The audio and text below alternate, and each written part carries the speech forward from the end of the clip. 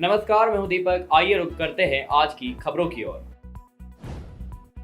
आमतौर पर हर साल औसतन देश में 3 से 4 विधानसभा चुनाव कराए जाते हैं। इस साल 2023 के अंत में मध्य प्रदेश, छत्तीसगढ़, राजस्थान, मिजोरम और तेलंगाना के विधानसभा चुनाव होने हैं। इन पांचों राज्यों की विधानसभाओं का कार्यकाल इस साल दिसंबर और अगले साल जनवरी में खत्म हो जाएगा। वहीं अगले साल 2024 में अप्रैल से मई के बीच लोकसभा चुनाव होने हैं। ऐसे में राज्य और केंद्रीय स्तर पर विधानसभा और लोकसभा चुनाव एक साथ कराने को लेकर सुगबुगाहट तेज हो गई है।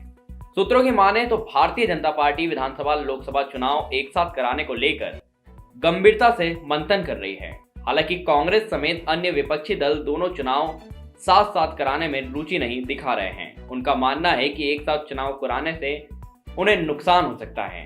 तो चलिए अब समझते हैं कि एक देश में एक चुनाव सिस्टम लागू करना आखिर होता क्या है। दरअसल किसी भी चुनाव की तारीख घोषित होने के साथ लगी आचार संहिता के बाद देश जनहित के कल्याण के लिए जरूरी तमाम नीतियों और योजनाओं को लंबे समय के लिए ठंडे बस्ते में जानी पड़ती है। दूसरी बात यह कि साल में ऐसा बहुत कम समय निकल पाता है जब देश के किसी हिस्से में आचार संहिता न लगी हो, और आचार संहिता लगी होने के कारण केवल रूटीन का ही काम हो पाता है। ऐसे में एक तरह से विकास कार्य ठप हो जाता है।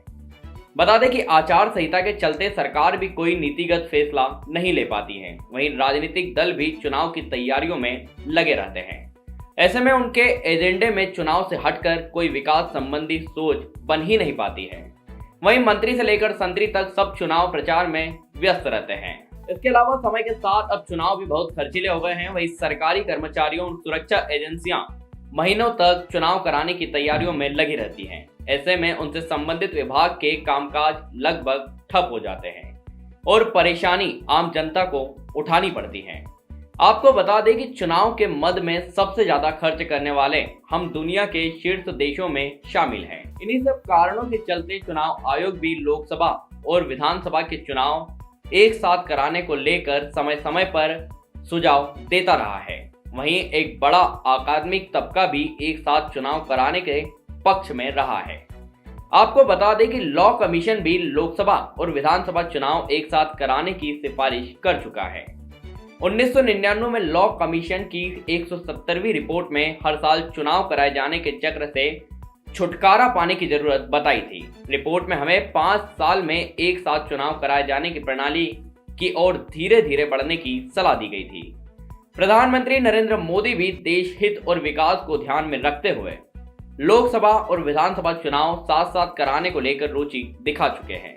उन्होंने साल 2016 में पार्टी की बैठक में कहा था कि देश भर में स्थानीय और राज्य चुनाव हर साल होते हैं, जिससे कल्याणकारी योजनाओं के क्रियान्वयन में रुकावट आती है। आपको बता दें कि भाजपा के वरिष्ठ नेता लाल कृष्ण आडवाणी ने भी बहुत पहले सभी चुनाव को एक साथ करवाने का विचार पेश किया था। वहीं अन्य देशों में भी राष्ट्रीय और प्रांतीय चुनाव साथ साथ होते हैं।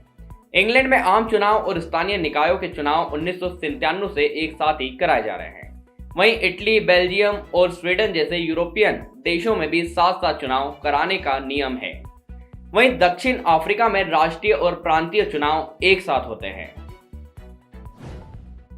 फिलहाल के लिए इतना ही। इसी तरह की तमाम खबरों को देखने के लिए बने रहिए व्यास मीडिया के साथ।